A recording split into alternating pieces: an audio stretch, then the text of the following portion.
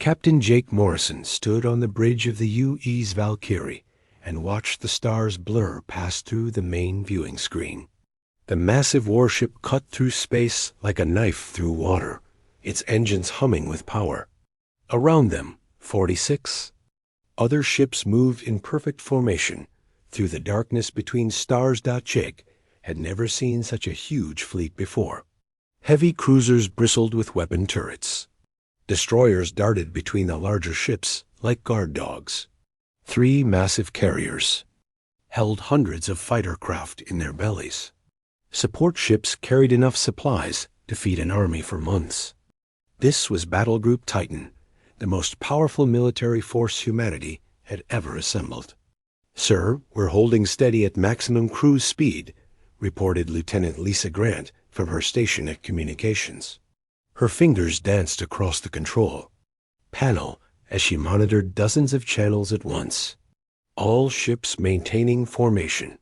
"We should reach the Kepler system in 18 hours.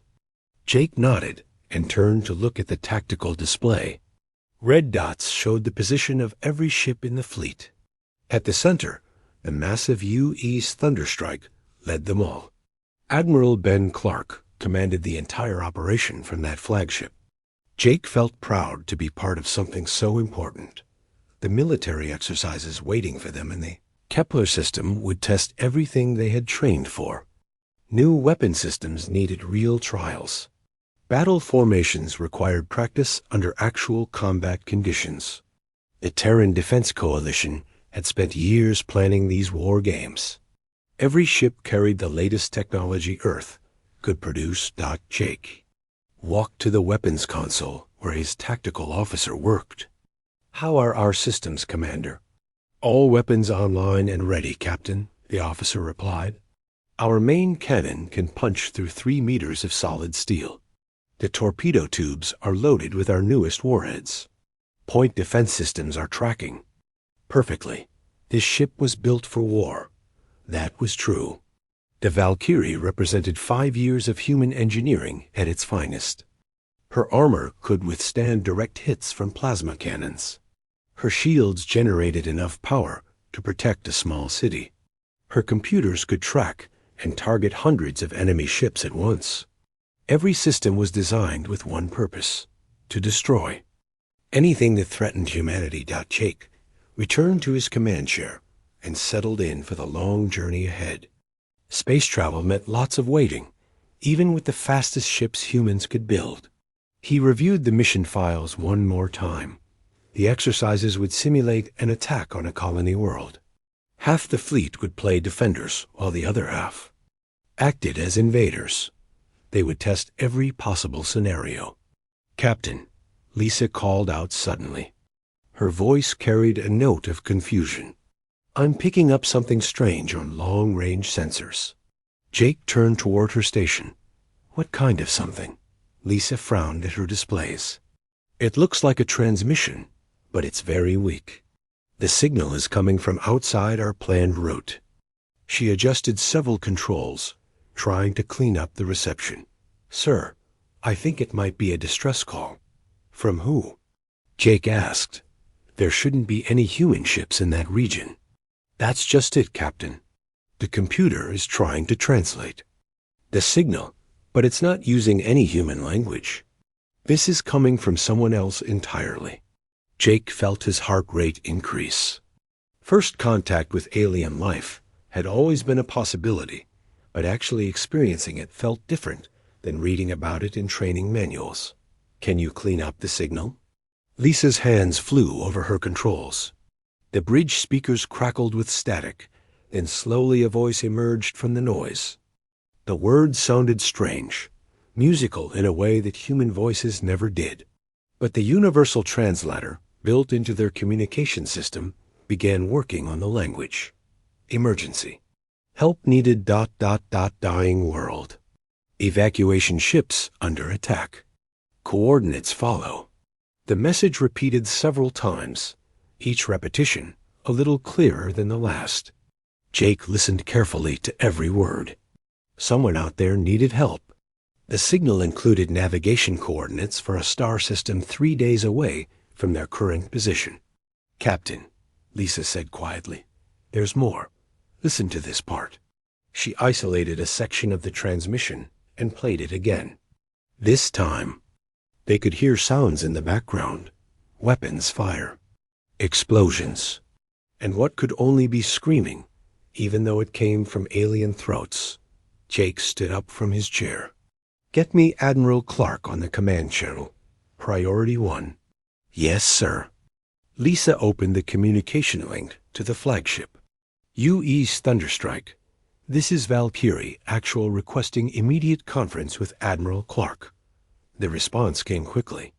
Admiral Clark's weathered face appeared on the main screen.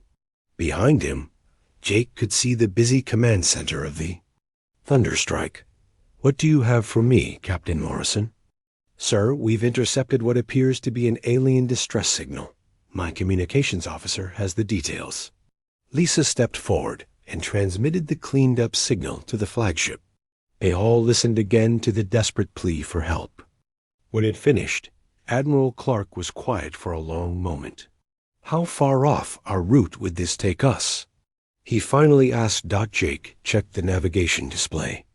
3 days, sir, but it would mean postponing the exercises." Admiral Clark rubbed his chin thoughtfully. Jake could see the conflict in the Admiral's eyes. The military exercises were critically important. Months of planning had gone into them. The entire Terran defense coalition was counting on the data they would collect, but galactic law was clear about distress calls. Any spacefaring species had a duty to respond when they encountered someone in trouble. It didn't matter if they were human or alien. The law applied to everyone who traveled between the stars. "Sir," Lisa spoke up hesitantly, "there's something else. The signal is getting weaker. Whatever's happening out there, it might not last much longer." Admiral Clark nodded slowly. "Patch me through to all ships in the fleet. Command channel." Jake watched as the Admiral's image appeared on every screen in every ship of Battle Group Titan. When he spoke, his voice carried the authority of someone who had spent 30 years protecting humanity. "All ships, this is Admiral Clark. We have received a distress signal from an unknown alien species. Their world is dying, and their evacuation ships are under attack. As soldiers and sailors of Earth, we have a duty to respond to those in need, regardless of species." He paused, letting his words sink in across the fleet. "We are changing course immediately. All ships will follow the Thunderstrike to the coordinates provided in the alien transmission. Battle stations will remain on standby alert. We don't know what we'll find when we get there, but we will be ready for anything." Jake felt a surge of pride at the Admiral's decision. This was why he had joined the military. Not just to protect humanity, but to stand up for what was right in the universe. "Helmsman," Jake ordered, "follow the flagship's course change. Maximum speed." The Valkyrie turned toward the unknown, carrying with it the hopes of an alien species and the full military might of humanity. Whatever they found waiting for them, they would face it together as one united fleet. The stars ahead looked different now. Somewhere in that darkness, people were dying and calling for help. And Earth's warriors were coming to answer that call, bringing with them everything they had learned about war on the most dangerous planet in the galaxy.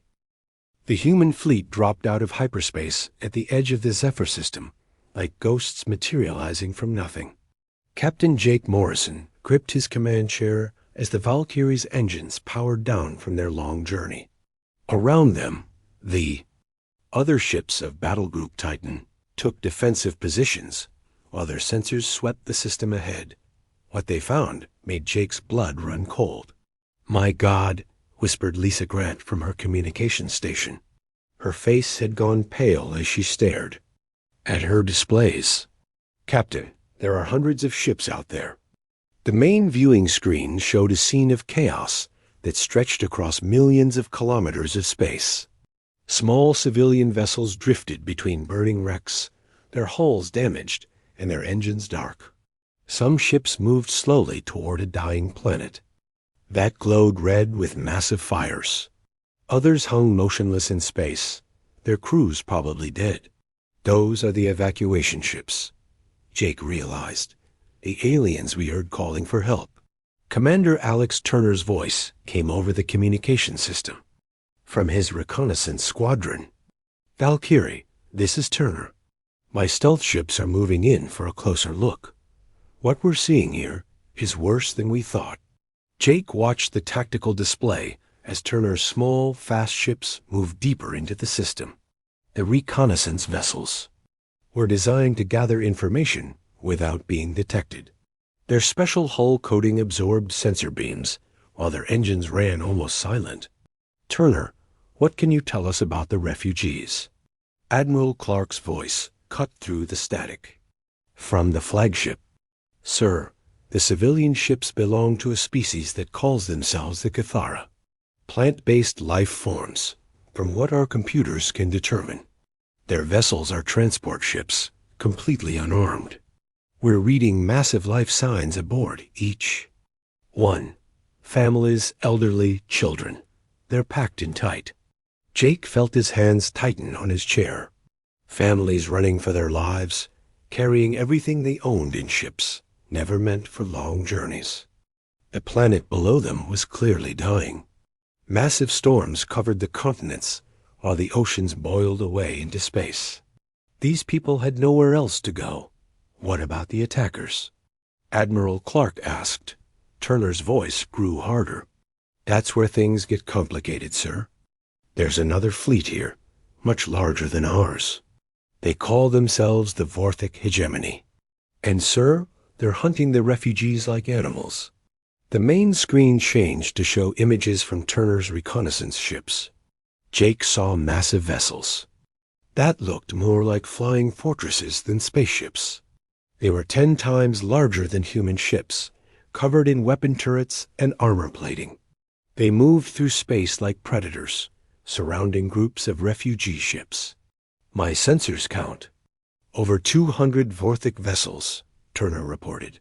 They're systematically destroying refugee ships and capturing survivors. Sir, we just watched them blow up a medical transport. There had to be thousands of civilians aboard. Jake felt sick to his stomach. These weren't soldiers fighting soldiers. This was slaughter of innocent people trying to escape a natural disaster. The Vorthic were taking advantage of the Kithara's weakness to capture slaves and resources. All ships maintain position, Admiral Clark ordered. Turner, try to establish communication with the Vorthic fleet. Maybe we can negotiate something. Jake doubted that would work, but he understood the Admiral's thinking. Battle Group Titan was powerful, but they were outnumbered more than 4-1. If they could solve this problem without fighting, it would save lives on all sides. Minutes passed while Turner's ships tried to contact the Vorthic command vessel. Finally, the alien response came through on all channels. The voice that spoke was deep and rough, full of arrogance and cruelty. Unknown vessels. This is War Master Grixtal of the Vorthic 3rd Conquest Fleet. You are interfering with a legal salvage operation. Depart immediately or be destroyed. Admiral Clark responded personally. War Master Grixtal, this is Admiral Ben Clark of the Terran Defense Coalition. We received a distress call from the Cathara evacuation fleet. We're here to provide humanitarian assistance. The alien laughed, a sound like grinding metal. Terran? We have not heard of your species. You command only 47 small vessels against my 200 warships. Your interference is noted, but irrelevant. The Cathara belong to the Vorthic now. The Cathara are refugees fleeing a natural disaster, Admiral Clark replied firmly. They have rights under galactic law.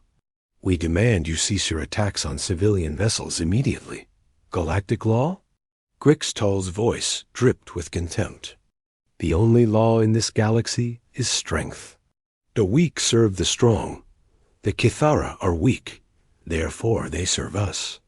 You are also weak, Therefore, you will leave or join them in death. Jake watched the tactical display as several Vorthic ships began moving toward the human fleet. Their weapons were charging, preparing for battle. But something else caught his attention.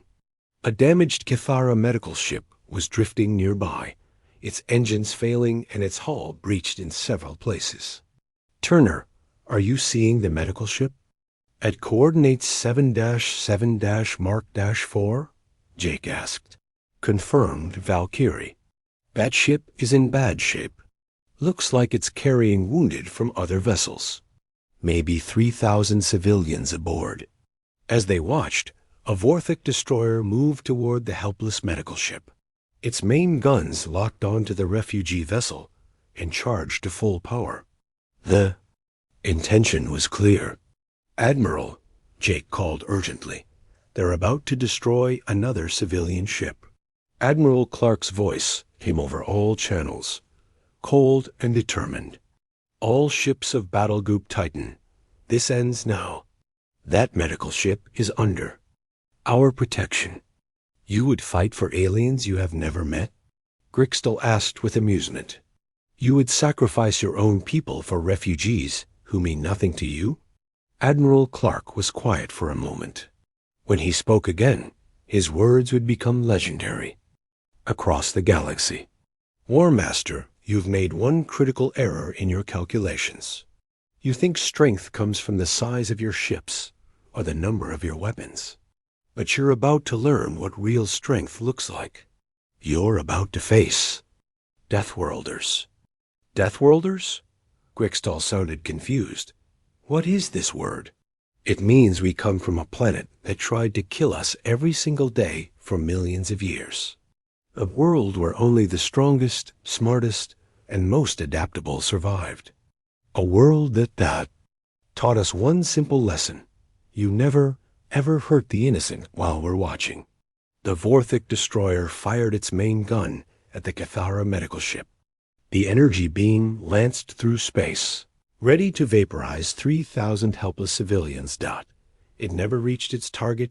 Captain Nick Rodriguez's heavy cruiser UE's Devastator intercepted the beam with its own shields, absorbing the full blast. The human ship shuddered under the impact, but held firm. Its armor blackened, but did not break. Admiral Clark's voice echoed across all human ships, all vessels, battle stations. Show them what happens when you threaten the innocent in front of Earth's children. The space around the Zephyr system suddenly filled with the angry glow of charging weapons as humanity prepared to teach the galaxy a lesson it would never forget. Jake Morrison gripped his command chair and smiled grimly. The Vorthic thought they were facing just another weak species. They were about to learn they had made the worst mistake in galactic history. The first torpedo from the UE's Valkyrie streaked through space like a comet of pure destruction. Captain Jake Morrison watched it spiral toward the Vorthic destroyer that had tried to murder 3,000 innocent civilians. The alien ship attempted to turn away, but human weapons were faster than Vorthic reflexes. The explosion lit up the darkness like a miniature star. When the light faded, the destroyer's entire weapon section was gone, venting atmosphere and debris into space. The surviving crew would live, but their ship would never threaten anyone again. All ships engage at will. Admiral Clark's voice rang out across the fleet. Remember, we're here to protect the refugees. Every Vorthic ship you disable is 3,000 more lives saved. The space around the Zephyr system erupted into the largest battle in galactic history. But it wasn't the kind of battle anyone expected. War Master Grixtel had fought dozens of campaigns across the galaxy. He had conquered peaceful civilizations and crushed military rebellions. His massive ships had always won through sheer size and firepower, but he had never faced anything like the human fleet. The Vorthic vessels moved like the giant fortresses they resembled, slow, powerful, and intimidating. Their weapons could destroy entire cities. Their armor could withstand direct hits from most galactic military forces. They had won every battle for 300 years, but the human ships fought like nothing the galaxy had ever seen before.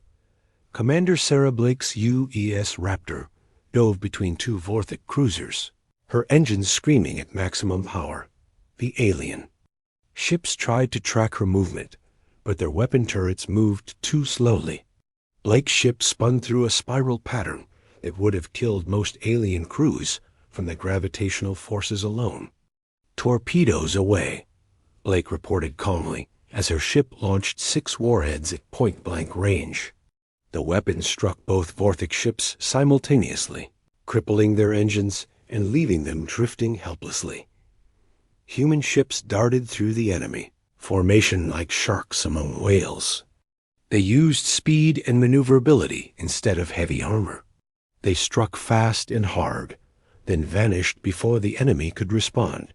It was a style of warfare that came naturally to a species that had learned to hunt on a world where everything was trying to kill them. Lieutenant Colonel Ryan Hayes led the first boarding action of the battle. His assault shuttles launched from the UES Thunderstrike, while Vorthic point defense systems tried desperately to stop them. But human pilots had trained in Earth's atmosphere, where wind and weather could kill you in seconds. Flying through alien weapons fire felt easy by comparison. Hayes and his Marines breached the hull of a Vorthic command ship using shaped charges that cut through their armor like paper.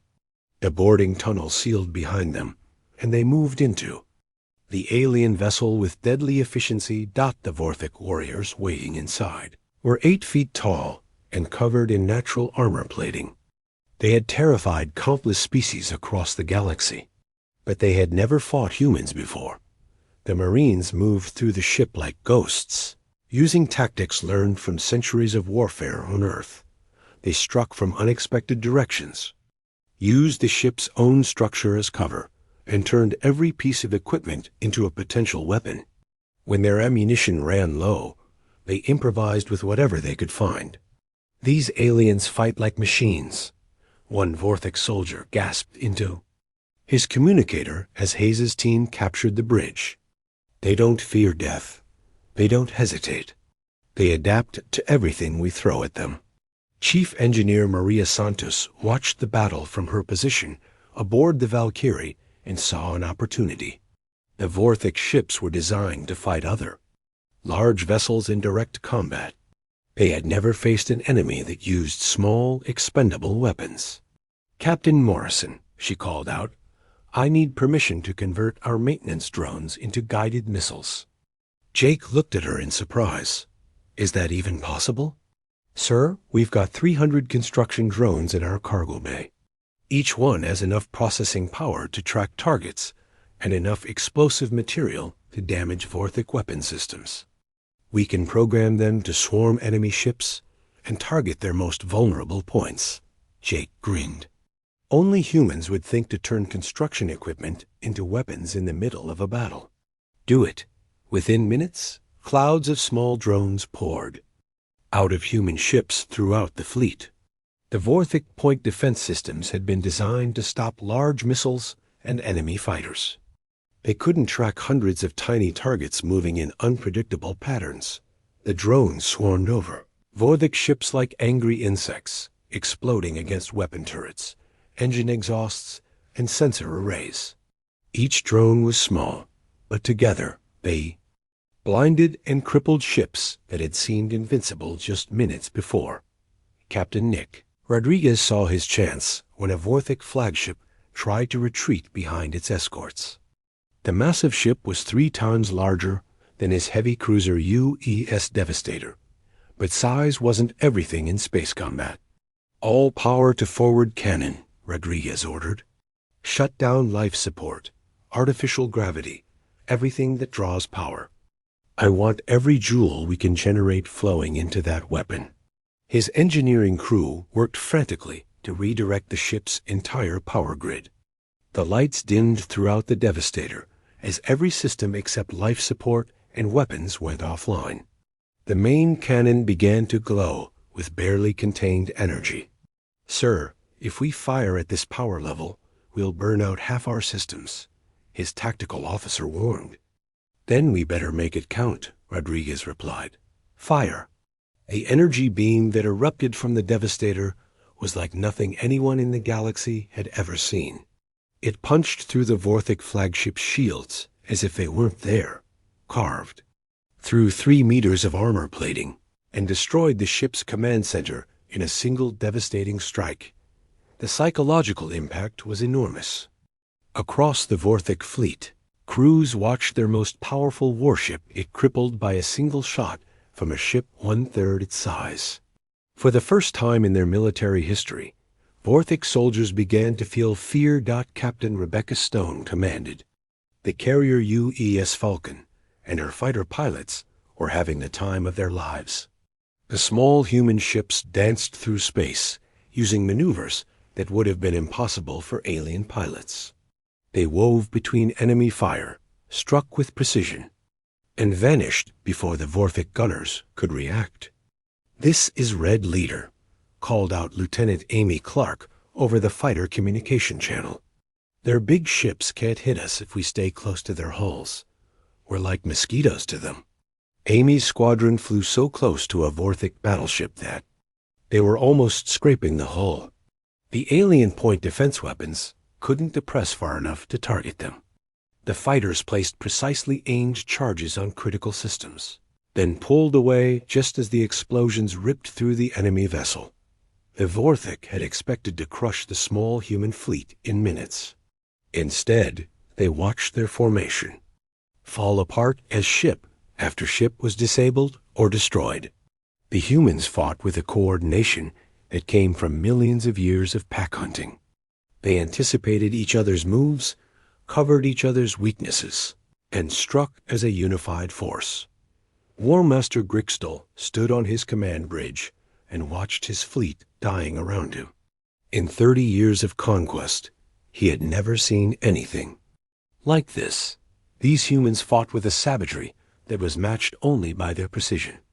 They showed no mercy to those who threatened the innocent, but they also showed remarkable restraint in avoiding unnecessary killing. "Order all ships to focus fire on the human flagship," he commanded desperately. "If we destroy their command ship, perhaps the rest will surrender." But even as he gave the order, Grixtel knew it was too late. The humans had turned what should have been a simple massacre into a nightmare, and they were just getting started. The battle raged on as Earth's warriors showed the galaxy what happened when Deathworlders went to war. War Master Grixtel watched his fleet crumble and made the worst decision of his military career. With over half his ships disabled or destroyed, panic clouded his judgment. If he couldn't defeat the humans in direct combat, he would force them to surrender by threatening what they had come to protect. "All remaining vessels, target the refugee ships," he commanded through gritted teeth. "Show these Deathworlders what happens when they interfere with the Vorthic hegemony." 20 Vorthic ships turned their weapons toward the helpless Cathara. Evacuation fleet. Massive energy cannons swiveled to target civilian transports packed with families. The alien refugees, who had been watching the battle with growing hope, suddenly realized they were about to become victims again. Admiral Clark's response came immediately over all channels, and his voice carried a cold fury that made even his own crew shiver. "All human vessels, the enemy has just committed an act of war against innocent civilians. Authorization code Omega-7.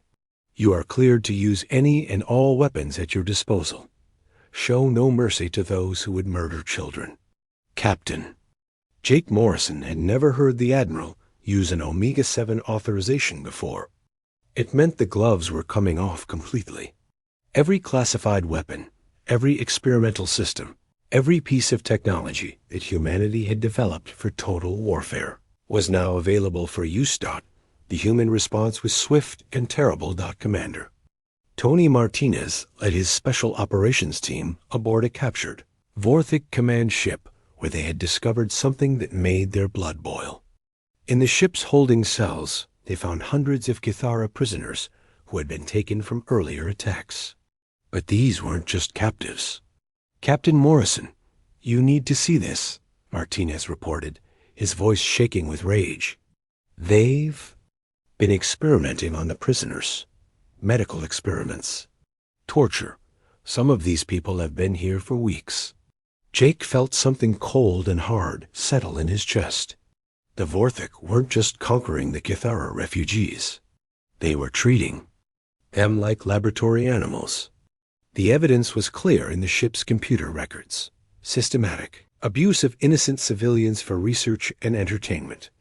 "Martinez, document everything," Jake ordered. "Then get those prisoners to safety. Use whatever force is necessary."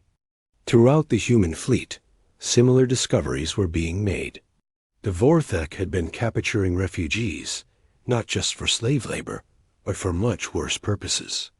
When the human crews learned what had been happening to the alien civilians, their fighting style changed from professional to personal. Doctor Amanda Foster worked frantically in the medical bay of the UES Thunderstrike, treating rescued Kithara prisoners while coordinating medical support for the entire fleet. But she was also analyzing Vorthik biological weapons that had been used on the refugees. "Admiral Clark," she reported over the communication system, "I've developed countermeasures to their biological agents. But, sir, some of these weapons are designed specifically to cause prolonged suffering rather than quick death. This isn't military doctrine. This is deliberate cruelty." The Admiral's jaw tightened. "Can you modify our neural disruptor torpedoes to work on Vorthik biology?" "Yes, sir. But the modified weapons will disable their nervous systems temporarily. Rather than killing them, they'll be helpless but alive." "Perfect. Do it. I want prisoners who can answer for what they've done here." The tide of battle shifted as human ships began using weapons the Vorthik had never encountered. Neural disruptor. Torpedoes struck alien vessels and left their crews unconscious but unharmed. Boarding parties swept through the ships, securing prisoners and gathering evidence of war crimes. Captain Rebecca Stone's fighter pilots from the UES Falcon had been flying continuous missions for hours, but they weren't tired. They were angry. Lieutenant Amy Clark led her squadron in a desperate intercept mission when 3 Vorthik destroyers broke through the human lines and headed straight for a group of Kithara medical ships. "Red Squadron, those destroyers are targeting hospital ships filled with wounded civilians." Amy called out over the fighter channel. "We stop them here, or those people die." The human fighters were outnumbered 10-1 by Vorthik escort craft, but they had advantages the aliens couldn't match. Earth-trained pilots could handle gravitational forces that would kill most other species. They could think and react faster under stress. Most importantly, they were fighting for something larger than themselves. Amy's fighter took heavy damage from Vorthik weapons, but she pressed her attack. Her ship's engines were failing, and her weapons were nearly depleted, but she could see the lead destroyer lining up its main gun on a hospital ship containing 5,000 wounded refugees. "This is Red Leader," she announced calmly. "My bird is damaged beyond repair, but I've got one last torpedo and a full fuel tank. Consider this my resignation from the space service." Amy turned her crippled fighter into a guided missile, ramming it directly into the Vorthik destroyer's main weapon just as it was about to fire. The explosion destroyed both vessels, but it saved 5,000 innocent lives. Her sacrifice became a rallying cry for the entire human fleet. The message spread through every ship. Remember Amy Clark. Remember what we're fighting for. Vorthik fleet was collapsing. Ship after ship surrendered as their crews realized they were facing an enemy unlike anything in galactic history. But War Master Grickstyle refused to accept defeat. In his massive flagship, he prepared for one final act of spite. "If I cannot have victory, then no one will," he snarled to his bridge crew. "Set collision course for the largest group of refugee ships. We will take as many of them with us as possible. The Vorthic flagship, still massive despite its damage, turned toward a cluster of Thethara evacuation ships. Thousands of alien families watched in terror as the warship accelerated toward them, intent on ramming their fragile transports. But the human fleet had one more surprise. Chief Engineer Maria Santos had been working on a special project throughout. A battle. Using the ship's industrial fabricators, she had been building something that no military manual had ever described. A massive electromagnetic pulse device designed to shut down every electronic system within a 50-kilometer radius. "Captain Morrison," she reported, "I can stop that flagship, but I need to get within ramming distance to deploy the MP device. It means someone has to fly directly at that ship and detonate the pulse at point-blank range." Jake looked at the tactical display. The Vorthic flagship was seconds away from reaching the refugee ships. There was no time for complicated maneuvers or careful planning. "I'll do it," he said simply. "Sir, the pulse will fry every system on the Valkyrie. You won't be able to escape." Jake smiled grimly. "Then I guess we better make sure those refugees get away safely first." The UE's Valkyrie turned toward the Vorthic flagship like a knight charging a dragon. Jake Morrison sat in his command chair and thought about Amy Clark, about the tortured prisoners, about thousands of innocent families who just wanted to escape a dying world. "This is Captain Morrison to all ships," he announced. "It's been an honor serving with you. Take care of those refugees for us." The electromagnetic pulse detonated just as the two ships were about to collide. Every electronic system on both vessels went dark simultaneously. But the Valkyrie's momentum carried it forward, and the collision sent both ships spinning away from the refugee fleet. When the rescue ships reached the wreckage hours later, they found Jake Morrison and most of his crew alive in the emergency shelters. The Vorthic crew had survived as well, though they would spend the rest of their lives in prison for their crimes against the Cathara people. The Battle of Zephyr was over. Of the 200 Vorthic ships, none remained operational. The human fleet, though battered, had achieved complete victory while saving tens of thousands of innocent lives. But the real battle was just beginning. Word of what had happened was already spreading across the galaxy, and the universe would never be the same. 3 days after the battle, the Zephyr system looked like a massive rescue operation instead of a war zone. Human ships worked alongside Cathara vessels to provide medical care, food, and shelter for tens of thousands of refugees.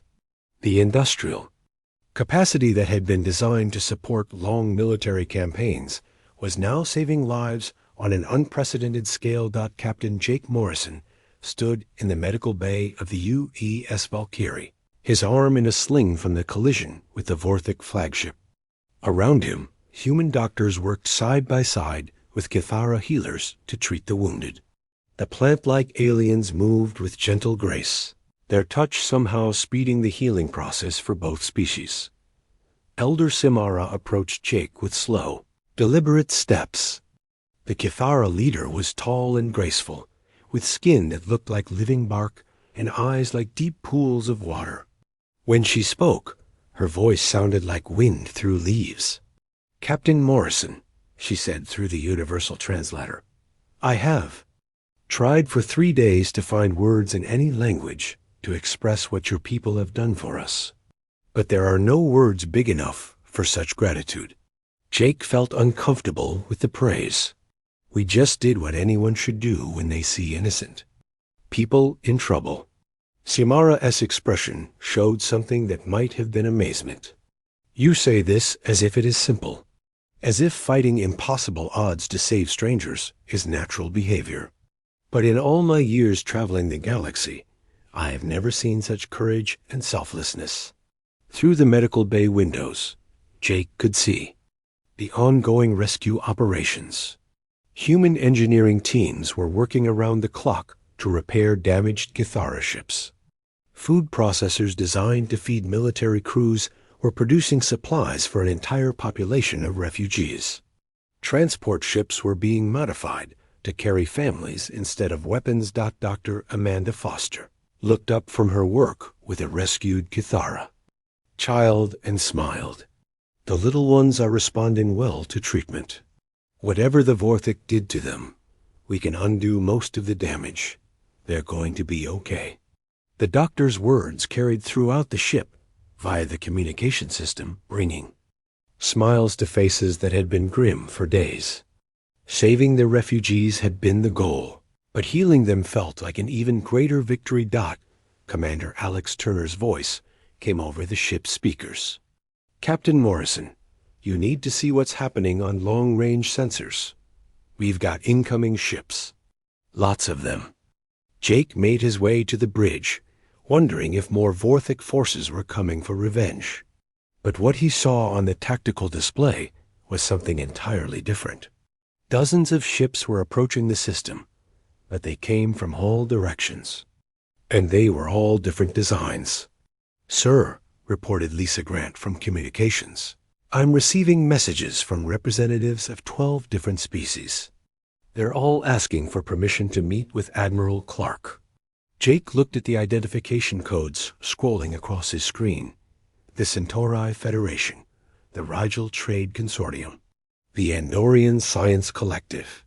Names he recognized from diplomatic databases, but species humanity had never met face to face. Admiral Clark's image appeared on the main screen, broadcasting from the UES Thunderstrike. All human vessels were about to make history. "I'm authorizing first contact. Protocols for multiple species simultaneously. Captain Morrison, I want you to join the diplomatic meetings. Your actions during the battle have made you something of a celebrity." Over the next several hours, Jake found himself in the strangest conference room he had ever imagined. The main shuttle bay of the Thunderstrike had been converted into a meeting space where representatives from across the galaxy gathered to meet the humans who had defeated the Vorthic hegemony. Each alien species was different and fascinating. The Centaurians looked like tall, elegant birds with silver feathers. The Rigelians were crystalline beings who communicated through light patterns. The Andorians resembled blue-skinned humans with antenna-like sensory organs. But they all had the same questions for Admiral Clark. How did such a small fleet defeat the Vorthic so completely? Asked Ambassador Threshka of the Centauri Federation. "We have been fighting them for decades without success." Admiral Clark stood before the assembled representatives with quiet dignity. "We won because we were fighting for something more important than conquest or territory. We were protecting innocent people who couldn't protect themselves." "But your tactics," pressed Trade Minister Vexaw from Rigel. "No one fights the way your ships moved in battle. Your crews performed maneuvers that should have killed them from the gravitational forces alone." Jake spoke up from his position near the Admiral. "We come from a world that tried to kill us every day for millions of years. High gravity, extreme weather, dangerous predators, natural disasters. Earth taught us to be tough, to adapt quickly, and to never give up when lives are at stake." The alien representatives exchanged glances that seemed to carry deep meaning. Finally, Elder Kortham of the Andorian Science Collective spoke the words that were on everyone's mind. "You are from a death world. We have heard legends of such places, but we thought they were myths. Worlds so dangerous that only the strongest species could survive there." "Earth isn't just our home," Admiral Clark replied. "It's our teacher. It made us what we are. And what we are is a species that will cross the galaxy to stand between predators and their prey." Ambassador Threshka leaned forward with intense interest. "The Galactic Council has been trying to establish a peacekeeping force for centuries. Every species we've approached either lacks the military capability or the will to protect others at their own expense. But you double quotes." She paused, searching for the right words. You did both without being asked. Jake began to understand where this conversation was heading. These weren't just diplomatic visits. The galaxy was looking for protectors, and humanity had just proven they were willing to take on that role. Over the following days, formal negotiations began. The Galactic Council offered humanity full membership and a seat on their governing body. More importantly, they requested that human ships patrol the frontier regions where species like the Vorthic preyed on the weak and defenseless. Elder Simara participated in many of these meetings, speaking for all the refugee species that humanity had saved.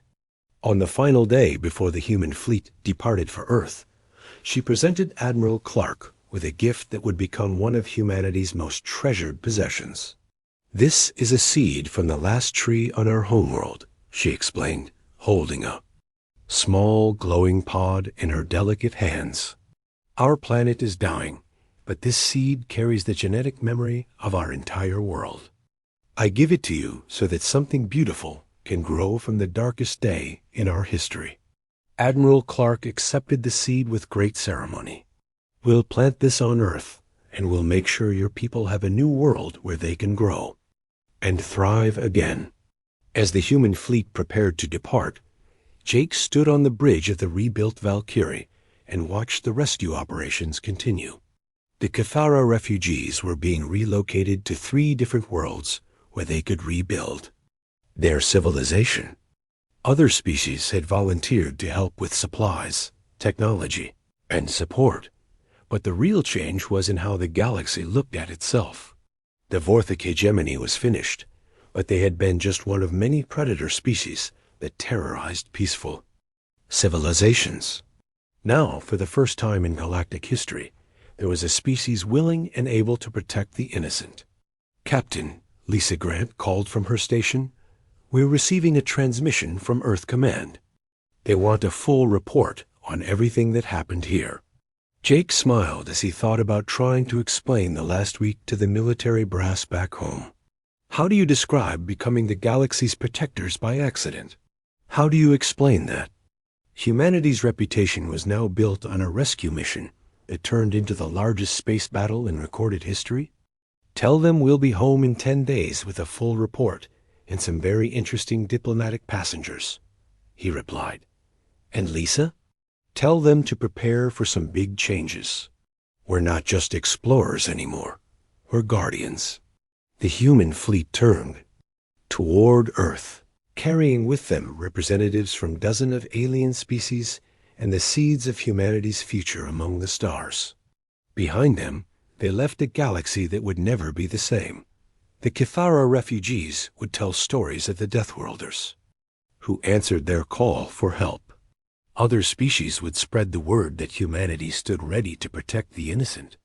And somewhere in the dark spaces between stars, predators would learn to fear the ships that carried Earth's warriors. Admiral Clark planted Simara's seed in the ship's hydroponics bay, where it began to grow during the journey home. By the time they reached Earth, it had sprouted into a small tree with leaves that glowed softly in the darkness. Dotted was a symbol of hope growing from tragedy, of beauty emerging from the worst of times. And it was a reminder that sometimes the best way to save yourself is to save someone else first. The galaxy had called for help, and the Deathworlders had answered.